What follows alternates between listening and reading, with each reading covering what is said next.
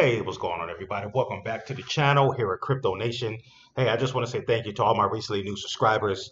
For everybody who subscribers, thanks. I literally got one. I'm down to my last subscriber to hit my first 2K subscribers.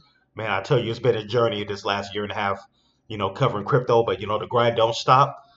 So yeah, please, if you're new here, go ahead and hit that subscribe button and the like button. You could be the 2000 subscriber. All right, let's get right on to it. Oh, by the way, this is a Crypto Nation reacts to the go ahead and give them their credit. The Altcoin Daily. This is like one of the biggest crypto YouTube channels. They cover a lot of crypto news. So this will be a reaction video. The title is called BlackRock Bitcoin ETF approval will pump these three altcoins. And then it says big update. All right, let's check it out. See what they're talking about. Pent-up demand with U.S. retail equity investors to get exposure to crypto. Breaking news for all crypto holders.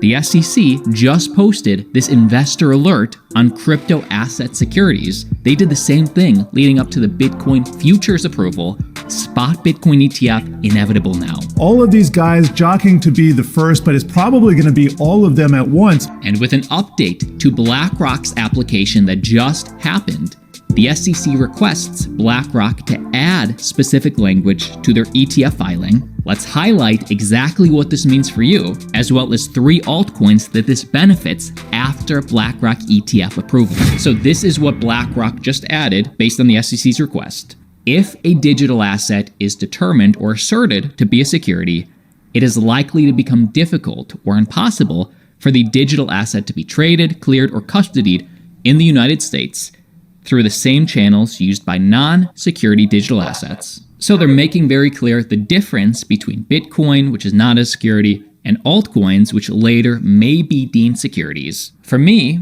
this leads me to believe that the SEC is just covering their bases for when businesses in the future apply for ETFs with XYZ altcoins. Any alts that are even within remote question would need to go through heavy financial auditing, etc., to prove to the SEC that they're not a security before an ETF of them is even considered. So which altcoins are the good ones? I mean, even Ethereum is not 100% confirmed to be not a security. I think it's going to go well, but there's still a big unknown in this space. Well, here are the three best altcoins that are the most compliant with the SEC, and you won't believe the last one. Of course, this first one, pretty obvious. There is now clarity. The rule of law in the United States is clear that XRP is not a security. The SEC versus Ripple lawsuit dropped. This is a major win for the XRP army. In a landmark SEC surrender, Ripple CEO Brad Garlinghouse and Executive Chairman Chris Larsen are cleared of all baseless allegations. Well, 2.5 years ago when the SEC first sued us, we said publicly that this wasn't just an attack on Ripple, it was an attack on the entire crypto industry. And I think we did see that play out with the SEC getting more and more aggressive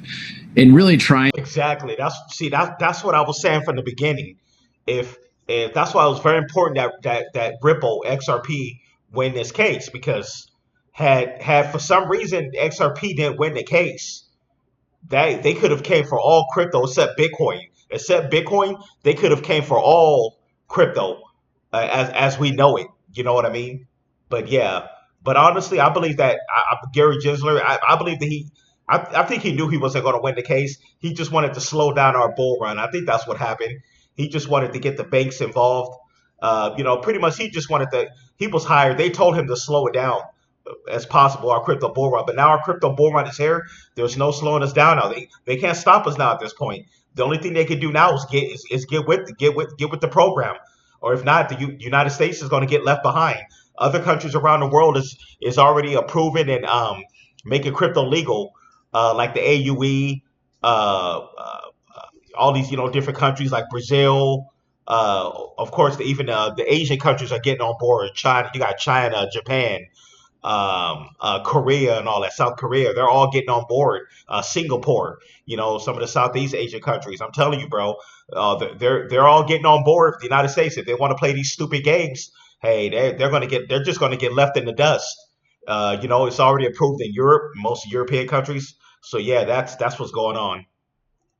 trying to regulate through enforcement, which we clearly don't think is a healthy way to do it. I think this is a huge win, not just for Ripple, but for the whole industry.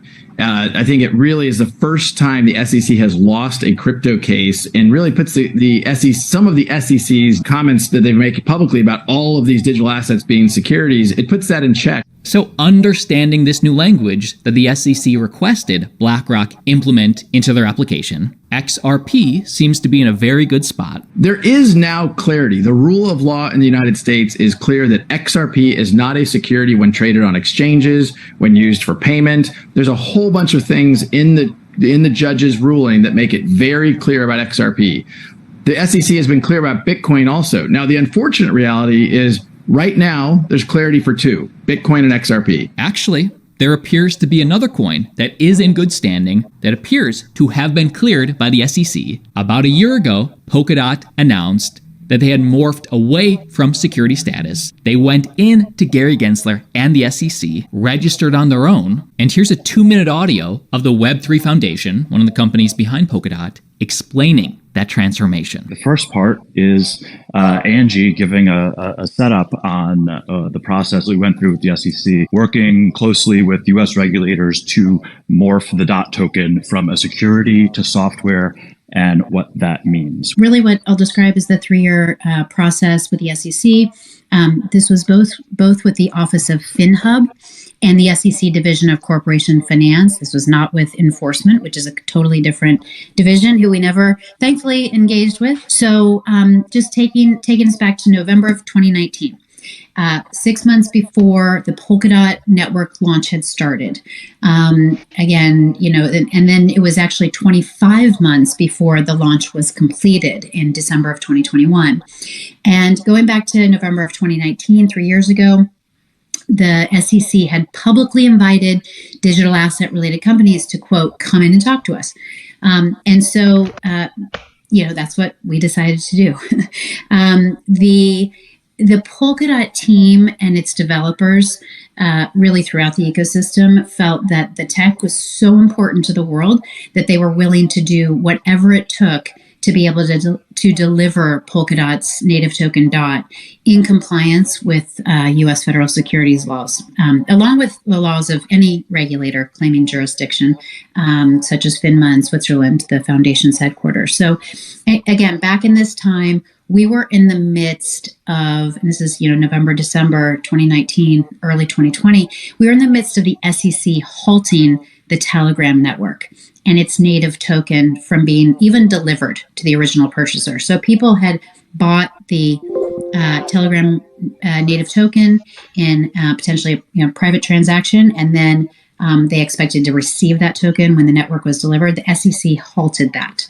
And so we concluded, based on our analysis, that the SEC was likely to view the DOT token itself as a security, at least initially. But the interesting point was that the SEC had also published guidance concerning how a token that was initially sold as a security, potentially, under Reg D or Reg S, et cetera, an exemption, could morph and no longer be a security later.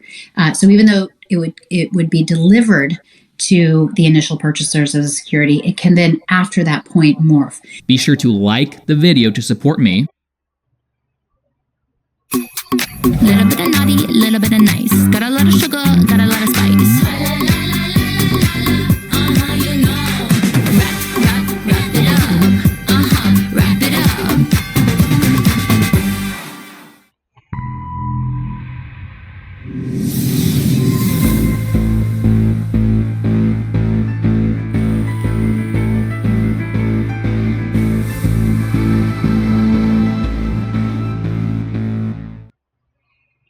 And of course, this third one, working with Swift. Swift details findings in tests of Chainlink's cross-chain interoperability. The Chainlink just announced a new partnership with interbank payment processor Swift. Basically, we're working together with Swift, DTCC, Euroclear, and some of the world's largest banks like Citi, BNP Paribas, and large custodians like BNY Mellon to see how blockchains can be used within their largest categories of transactions. So to be clear, they have not been cleared by the SEC yet, but SWIFT is almost just as powerful. They're in bed with the SEC and the global regulators. And here's a 60-second clip of how Chainlink allows these old systems, the old way, the banks, to connect with this new way of transferring money, blockchain. So how do you connect your 40, 50, 30-year-old systems to blockchains without having to reinvent everything, which is not an attractive process. And frankly, after working with more of these banks and asset managers, if I had $100 billion sitting on some system and switching that over was a risk and no user asked me and there was no user benefit and there was no efficiency benefit, I would question it too, right? So it's kind of like a question of why am I switching off this? Okay, it's a 30-year technology, but I can kind of wrap around it and it can still work.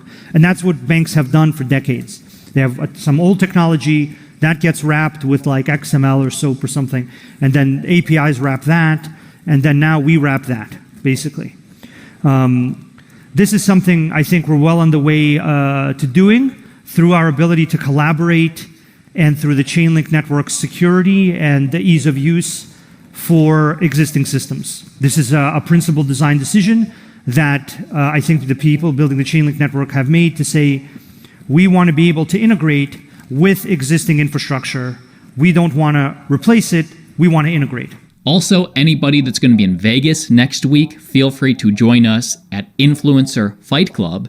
These people will be fighting each other / other people. It's going to be wild. I'll be there just attending. But there is a link down below if you want 10% off. Come chill with us. Come hang with us in Vegas next week. And last chance to vote for us for the Web3 Influence Awards. Link down below. Appreciate you. See you tomorrow. All right, everybody. Yeah, that's the altcoin daily. Tell me what you think. Yeah, there's gonna be a lot going on with crypto. But yeah, that whole spot Bitcoin ETF looked like Gary Gensler and they tried to put some type of wording in there with altcoins. So I think that what they're trying to, I guess, from the way it sounds, is that in case if somebody try to do a spot ETF with like a altcoin, they're gonna make it hard or something like that. But honestly, we may not even need spot ETFs with altcoins. I think all they needed was the Bitcoin to go ahead and push the market way up, because altcoins they follow Bitcoin anyways. But we'll see how everything plays out. But yeah, thanks everybody for tuning in to the altcoin daily, the Crypto Nation reacts, and I will see you guys in the next one. And by the time I end this video, I could be at possibly hit my first 2K subscribers. But hey, I will see you guys in the next one. Take care.